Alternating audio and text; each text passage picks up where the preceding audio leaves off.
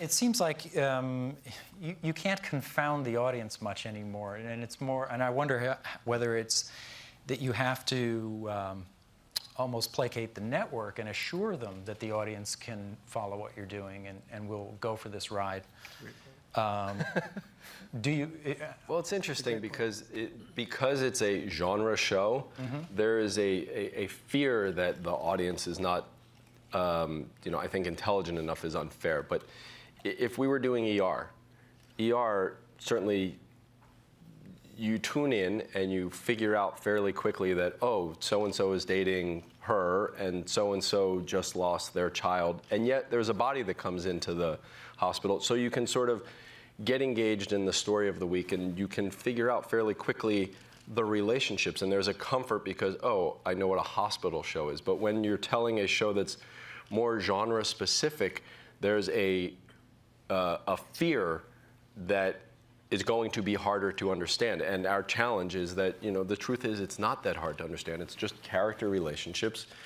We intend to make them trackable and so that you can tune in and figure out pretty quickly, oh, so-and-so does this and they feel this way about whoever else and Walter's crazy.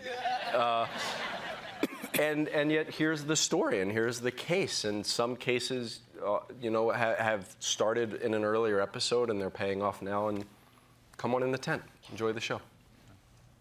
I'm always interested when a show starts up and actors are given that first script, and no matter how much you may feel that you're in very experienced hands, you want to get a fix on your character. And I would like to ask each of you in turn kind of what your first reaction was when you read the script, and whether you were able to gain purchase quickly on what your character was going to be, or did you have initial worries about that?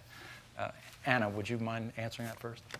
I think with the first script, the pilot, the story was so clear and so concise, and I found it easy to sort of track Olivia's journey through it.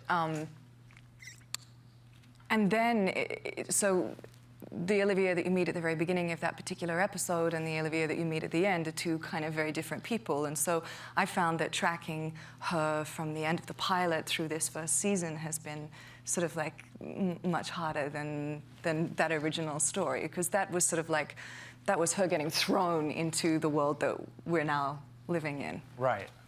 Yeah, because it struck me as just as a viewer watching the pilot was, this is a very professional woman, and the way women are presented in any kind of pop culture entertainment is, if you're a professional woman doing her job, you're cold initially, and until you have a romantic scene or something, that it's a very kind of ingrained sexist stereotyping. Right. And we flipped it. Yes, you did. Yeah, and it's we really did, and I think that we flipped a lot of things, actually, in the character of Olivia and I thank you, boys, for that too, because it's never hit on the head. It's just very quietly flipped. Yes, and they're not only different sides of you just in terms of showing that you had a lover or whatever, but the relationship with your sister, with you as an aunt, those are unique situations in primetime television now. I think it's very interesting, and I wonder if it's interesting for you to play those. Absolutely, and I was talking to Jeff today particularly about the sister too. I especially love in an episode they aired a little while ago in Bound, when we actually first met the sister.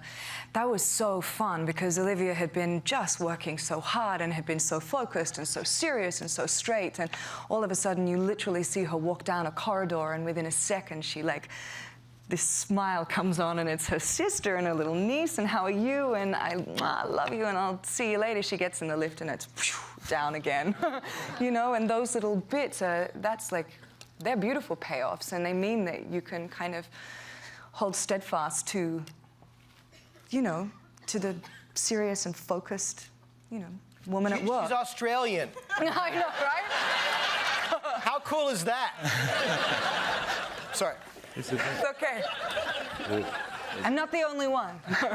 I know, I was going to do that later. I forget that, though. Sometimes I do speak to people and they'll sort of look like that for a minute and I realize that they don't understand. Well, I kind of think of your character as almost the conscience of the show, which may sound odd in the sense that you're presented as this guy with a shady past, you're a kind of a con man, but you're really the guy in the show who sort of makes people stop. And whereas Olivia's like all about busting down the door, Right. whereas your father is like, let me at the blood and the knife, you're the one who kind of holds things back. Yes, you make the wry, sarcastic comment, but that's not your sole purpose. And I wondered how you looked upon the role. Well, honestly, I always thought that Olivia was more the moral compass of the show. But it's interesting that you say that. I don't think Peter is a moral character himself. But I think because he's immoral, he's able to stand back and point out the fact that people are acting poorly. Right. So yeah, that's an interesting idea. I'd never really thought of Peter as a moral compass because he doesn't really engage on a moral level. I don't think he's particularly concerned about the immorality, the bad behavior of Walter or the ethical transgressions that he makes, but he certainly is the one who points out that we're living in this really just absurdist world. Right. You're at once kind of our point of view as the audience. You're our way into it Yeah.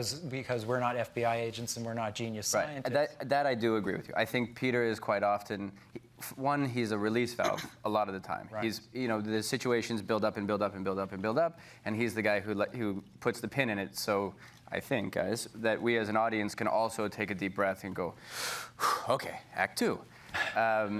And then, yeah, I think he's the cipher, I guess. I mean, he's the one who stands back and watches this world, if that's fair.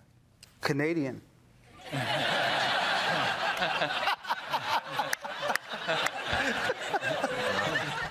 In a word, Canadian.